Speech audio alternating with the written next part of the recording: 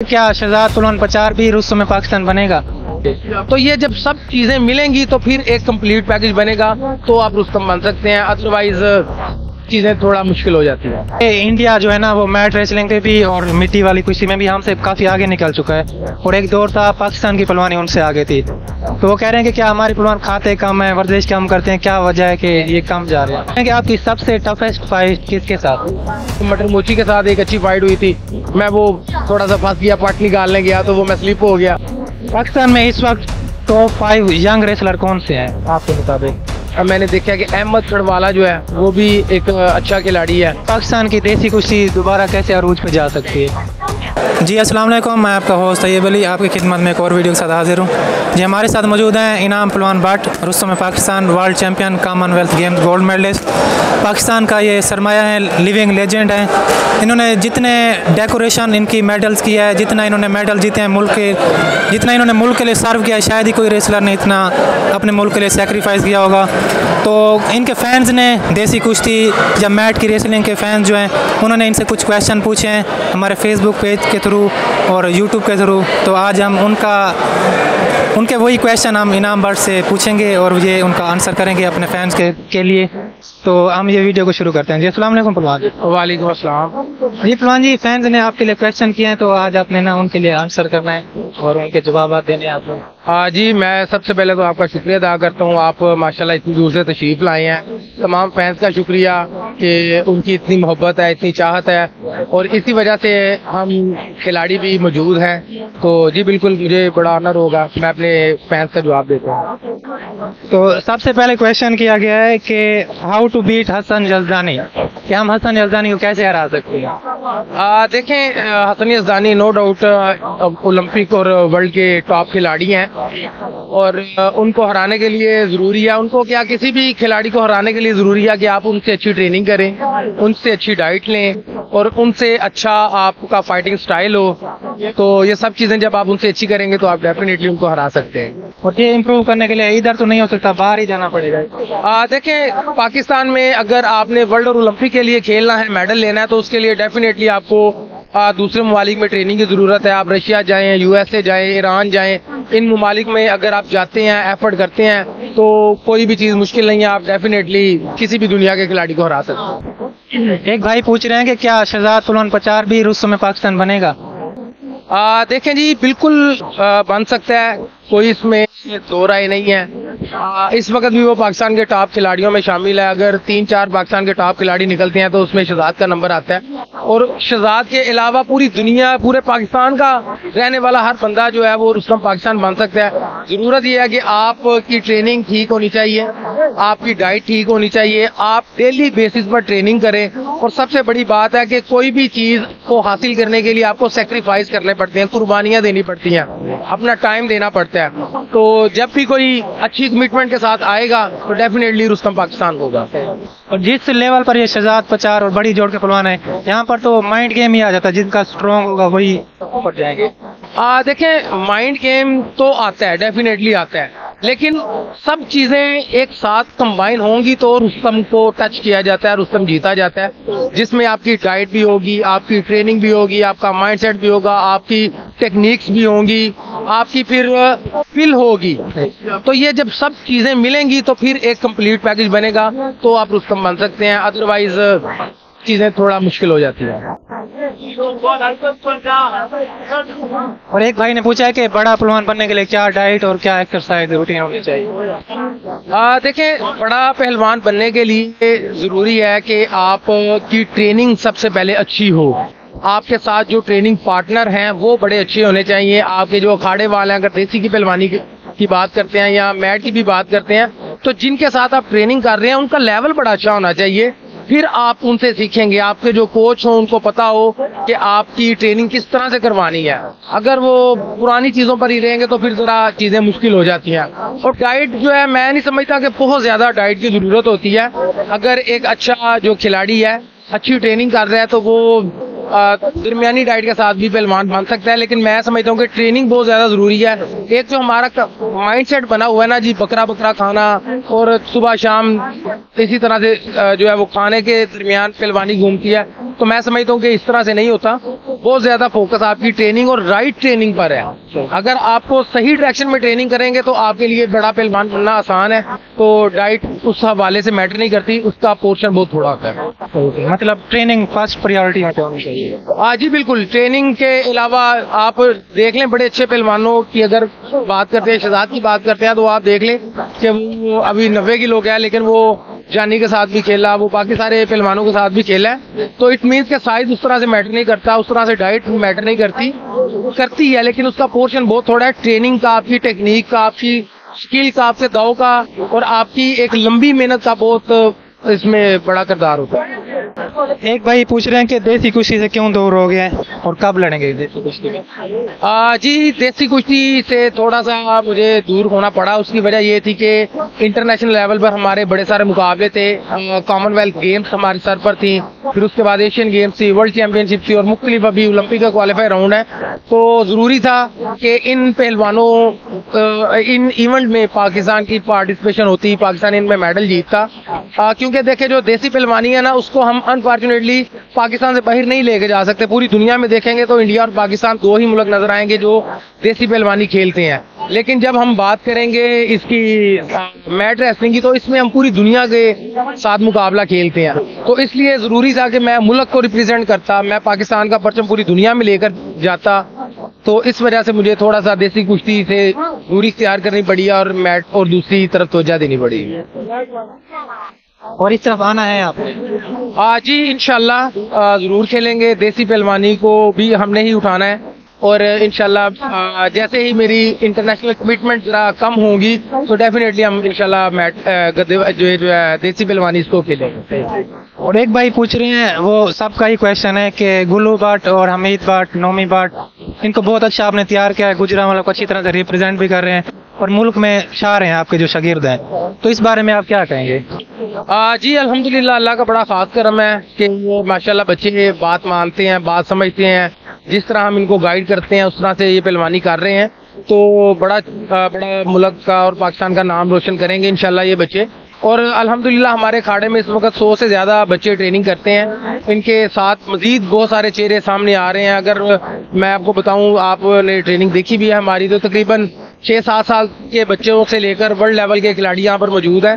तो ये है कि कोई भी पहलवान जब अच्छी ट्रेनिंग करता है, अपने उस्ताद की बात मानता है और अपनी एफर्ट करता रहता है, तो अल्लाह ताला उसको उसका अजर भी देते हैं। और मुझे बहुत उम्मीद है कि ये हमारे खिलाड़ी पूरी दुनिया में मुल्क का नाम रोशन करेंगे और बहुत सारे नए चेहरे भी आने वाले हैं। तो इंशाल्लाह आने वाले वक्तों में आपको और भी अच्छे खिलाड़ी मिलेंगे।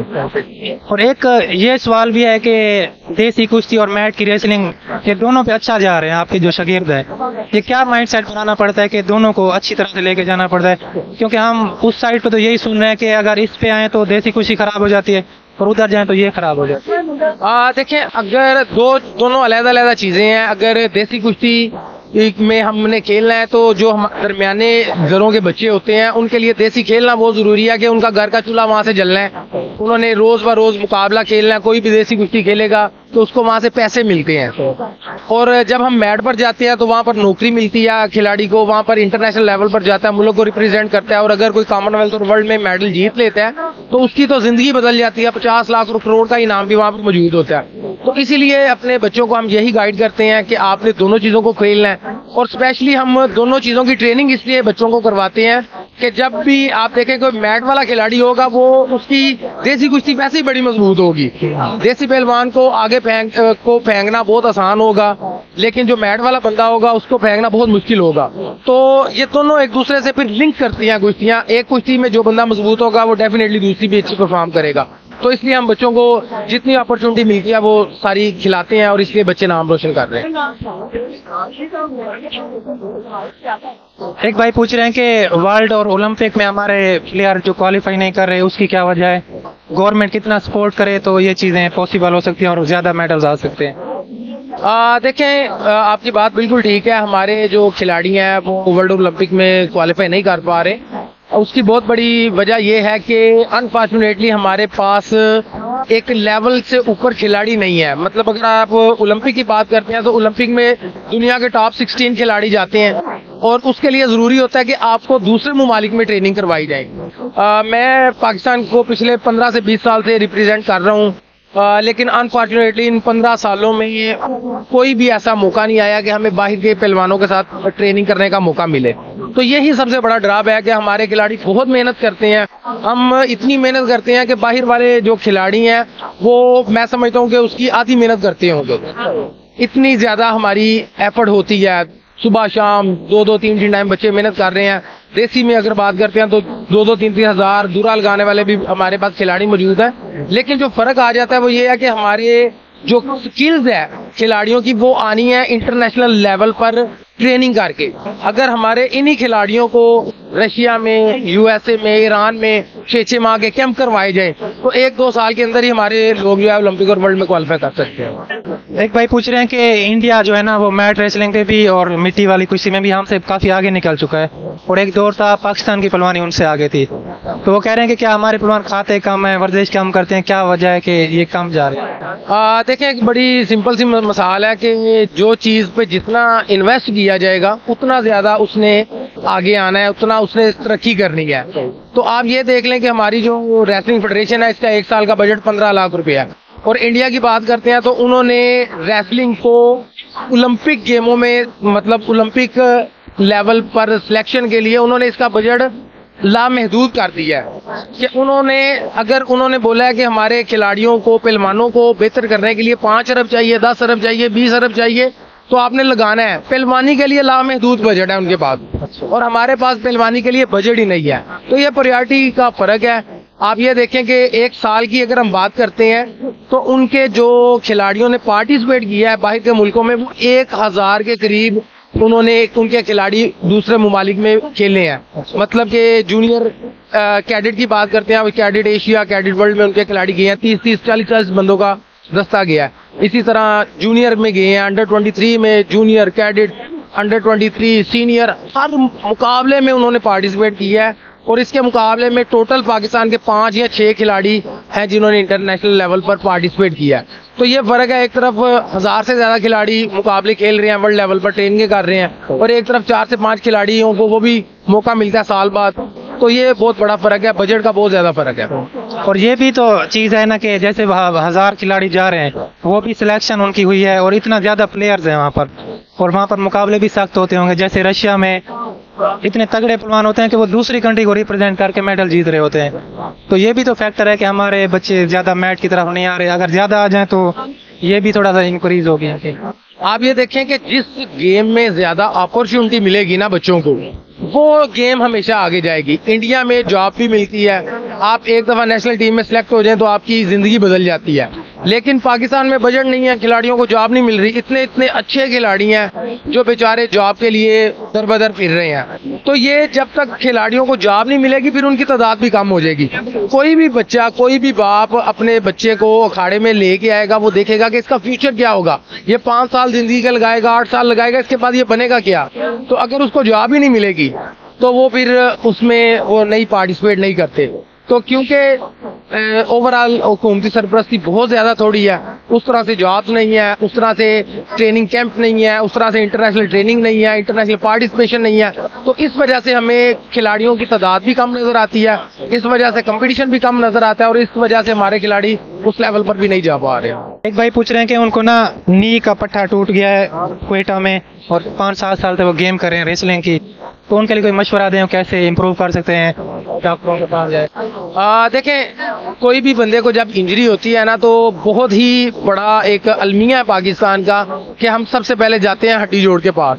तो वो उसको चेक करता है, और चेकिंग के दौरान ही वो 1-2 पट्टे और तोड़ देता है। इस वजह से हमारे बेशुमार पहलवान, बहुत बड़े अच्छे, हमारा टैलेंट जाया हो गया है। तो खुदारा मैं तमाम खिलाड़ियों से रिक्वेस्ट करूंगा कि जब भी आपको इंजरी होती है आप किसी हड्डी जोड़ के पास ना जाएं, आप डॉक्टर के पास जाएं, वहां पर जाके आप ऑर्थोपेडिक अपने सर्जन को दिखाएं, उसकी MRI करवाएं, ताकि हमें यह पता चले कि असल मसला क्या है, असल इश्यू क्या है। उसके बाद उसको बेहतर किया जा सकता है। तो मैं इस भाई को भी कहूंगा कि आप सबसे पहले अपने घुटने का MRI करवाएं, हमें यह पता चले कि आपको किस लेवल की इंजरी है, आया वो ऑपरेशन से ठीक हो सकती है कि ऑपरेशन के बगैर ठीक हो सकती है।